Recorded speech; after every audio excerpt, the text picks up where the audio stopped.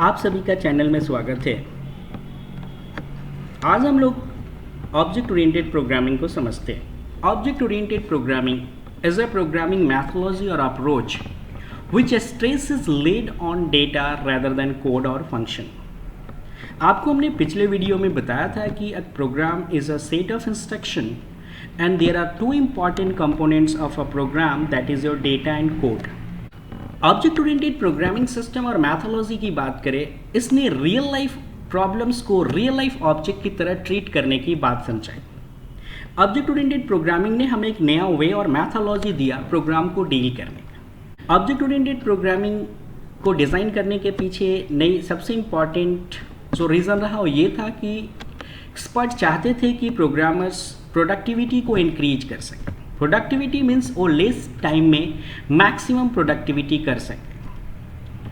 वो जो भी कोड डिज़ाइन करे वो काफ़ी सेफ हो, सिक्योर हो और वो code real life objects model को पूरी तरह फुलफिल करता हो। एक नया मॉडल जिसमें एक प्रोग्राम्स के जितने भी इम्पॉर्टेंट कंपोनेंट्स हो वो सारे बाइंड टुगेदर हो, ताकि उन्हें डील करना, उन्हें कैरी करना, उन्हें सिक्योरिटी देना आसान हो सके।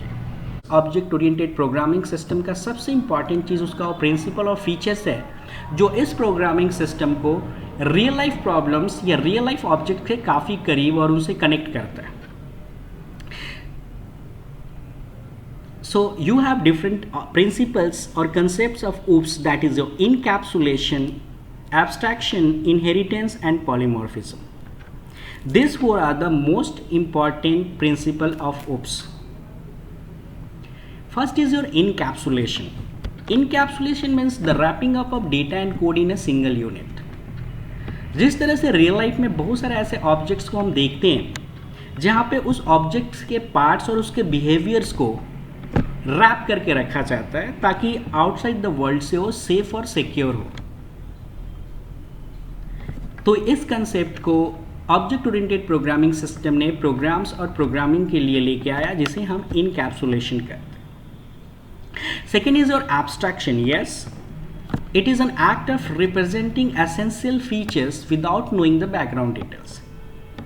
इसे भी अगर हम रियल लाइफ ऑब्जेक्ट से कनेक्ट करें, लीजिए आप रियल लाइफ में एक कार ड्राइविंग करने बैठते हैं, कार एक को एक ऑब्जेक्ट समझें, तो उस कार को ड्राइव करने से पहले आप जब कार ड्राइविंग सीट पे बैठते हैं तो आपके सामने स्टीयरिंग है, गियर है, क्लच, एक्सेलरेटर, ब्रेक, ये सारी चीज़ें दिख रही है। These are the essential features of your car. But आपने कभी क्या उसकी बैकग्राउंड डिटेल जानने की कोशिश करी? नहीं, आप सिंपली आप अपने कार को ड्राइव कर रहे हैं। सो ये फीचर्स प्रोग्रामिंग में भी दिया गया है, जिसे कहा गया एब्स्ट्रैक्शन, जहाँ पे एक यूज़र उसके बैकग्राउंड डिटेल्स को जाने बगैर उसके फीचर्स को यूज़ कर सकते हैं। Third is your inheritance. Yes, it is the process through object of one class can acquire adopt the properties of another class. Yes, जिस तरह से रियल लाइफ में हम लोग देखते हैं कि एक पेरेंट और चाइल्ड का जो रिलेशनशिप होता है, अगर पेरेंट्स की अपनी कुछ प्रॉपर्टीज़ हैं तो अगर चाइल्ड की ज़रूरत होती है तो वो अपने पेरेंट्स की उस प्रॉपर्टीज़ को हायर करता है जिसको पेरेंट ने अलाउ किया है। सपोज पेरेंट्स की आपकी एक बाइसिकल है and you are the child, you need to use that bicycle. Yes, आपके पेरेंट्स ने अगर परमिशन दे रखा है तो you can reuse it. In programming this kind of concept we will see, that is called inheritance. Programming में हम लोग इस तरह के कंसेप्ट को देखेंगे जिसे हम ओप्स कंसेप्ट कह सकते हैं, और इस प्रोग्रामिंग कंसेप्ट को हम लोग इनहेरिटेंस कहते हैं। अगला है आपका polymorphism. Yes, poly and morphism ये दो लैटिन वर्ड से बना है। Poly means many, morphism means form. जिस तरह से रियल लाइफ में हम लोग ऑब्जेक्ट्स के भी कॉन्टेक्स्ट में देखते हैं कि उसके कुछ ऐसे पार्ट्स या ऐसे नेम होते हैं, एक ऐसा नेम होता है जो मल्टीपल पर्पस में यूज़ होता है। ऑब्जेक्ट ओरिएंटेड प्रोग्रामिंग सिस्टम में भी हमें ये मैथोलॉजी या ये आपके फीचर्स दिखेंगे जहाँ पे you can specify same name for different purposes. This concept is called polymorphism. And in object oriented programming system basically there are two types of polymorphism. Number one is your early binding and second is your late binding. Early binding and late binding ये concept को अगर simply समझे तो एक ऐसा name जिसे हमने define किया है उसी समय ये स्पेसिफाई कर दिया कि ये इसी काम के लिए अभी कॉल होगा और इस समय फिर यही पर्पस के लिए काम होगा। एक होता है late binding. Late binding means we are going to specify the name for different purposes, but actually we will not identify when what purpose will be fulfilled. Are the OOPS principles which we have to know, and we have to design program with the help of these all concepts. So now we are going to compare the procedure oriented programming with object oriented programming.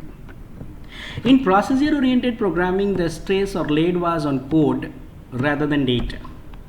But in object oriented programming, yes, we have to stress or focus on data rather than code. एक diagram से through देख सकते हैं कि procedure oriented programming में code को define कर दिया जाता था और उस कोड को डिपेंड रहना पड़ता था आउटसाइड द डेटा पे। जब आउटसाइड से डेटा पास होता था तो फिर वो कोड अपने टास्क को परफॉर्म करता था। सो अगर हम उस तरह के प्रोसीजर ओरिएंटेड प्रोग्रामिंग सिस्टम को, कंसेप्ट्स को अगर देखें, तो अगर रियल वर्ल्ड प्रॉब्लम्स को मॉडल करने की बात करें तो उस मॉडल में वो प्रॉपर तरीके से फिट नहीं होता है। वहाँ पे ये उसकी लिमिटेशन है जिसको सॉर्ट आउट करता है ऑब्जेक्ट ओरिएंटेड प्रोग्रामिंग। ये कहता है कि yes, you have to stress on your data and now your code will be also bind together. एक सिंपल सी एग्जाम्पल की बात करें, suppose you have to design a bicycle. Procedure oriented programming कहता है कि you have to define the code for bicycle and then you have to call the all parts and then your bicycle will be assembled. But in object oriented programming context, if we are talking, we have to design a bicycle. Object oriented programming system tells first you have to collect the whole parts of bicycles, then you will assemble by this process. This is the major difference between procedure oriented programming and object oriented programming. So procedure oriented programming, the stress was laid on codes rather than data, but in object oriented programming the stress was laid on data rather than